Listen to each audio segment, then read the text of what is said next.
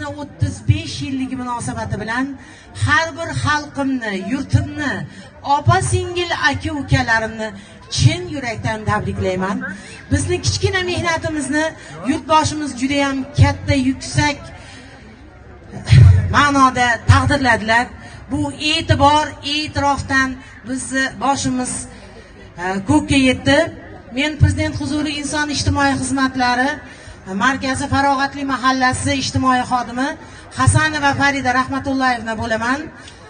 Bugungi qilayotgan mehnatimdan, har bir qilayotgan narsamga berilayotgan e'tibor, e'tirof uchun O'zbekiston fuqarosi, Uyg'ur xalqi qizi minnatdorchilik bildiraman.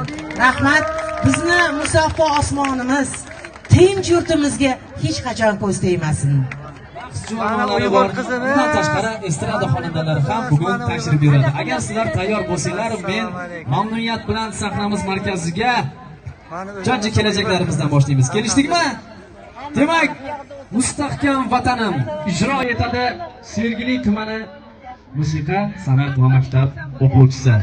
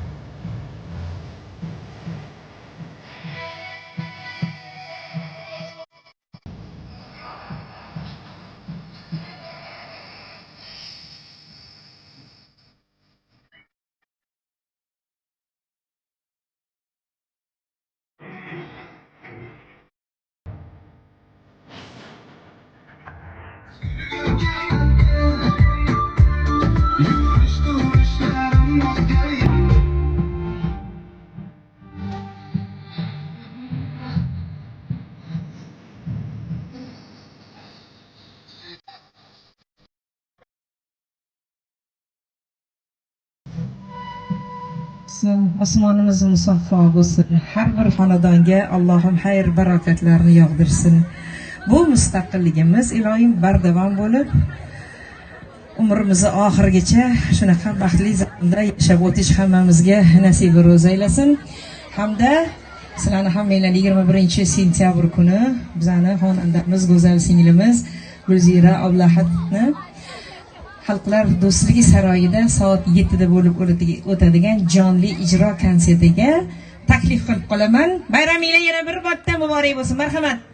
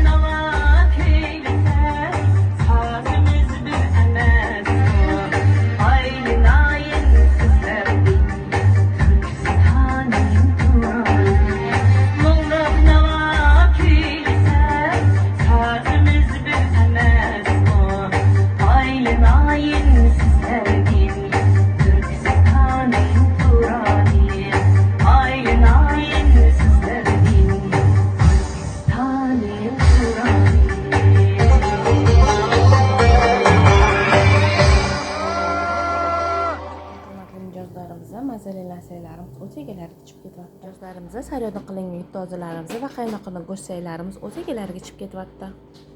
Mijozlarimiz xamirlari, yupqa ichlari so'shini qaynoqini mantilarimiz o'z egalariga mijozlarimizda hidsiz kallapocha hasiflarimiz o'z egalariga chiqib ketyapti. Assalomu alaykum hurmatli mijozlarimiz, ko'pchilik ko'ringan joyga hidsiz qaynoqini o'tga hasiflarimiz o'z egalariga chiqib ketyapti. Mijozlarimizda ko'pchilik ko'ringan joyga qaynoqini o'tga hasiflarimiz o'z egalariga chiqib ketyapti. Keyingi qaynoqini o'tga hasiflarimiz o'z egalariga chiqib ketyapti. Mijozlarimizda mazali lansalarimiz o'z egalariga chiqib ketyapti. Mijozlarimizda yumshoqqina qaynoqqina bo'loq lansalarimiz o'z egalariga chiqib ketyapti. Mijozlarimizda sariyada qilingan sochilib turadigan yut tozalarimiz va qaynoqqina tovusaylarimiz o'z egalariga chiqib ketyapti. Mijozlarimizda xamirlar yupqa mazali xonimlarimiz qaynoq bo'lib o'z egalariga chiqib ketyapti. Mijozlarimizda mazali yosh lampalarimiz o'z egalariga chiqib ketyapti.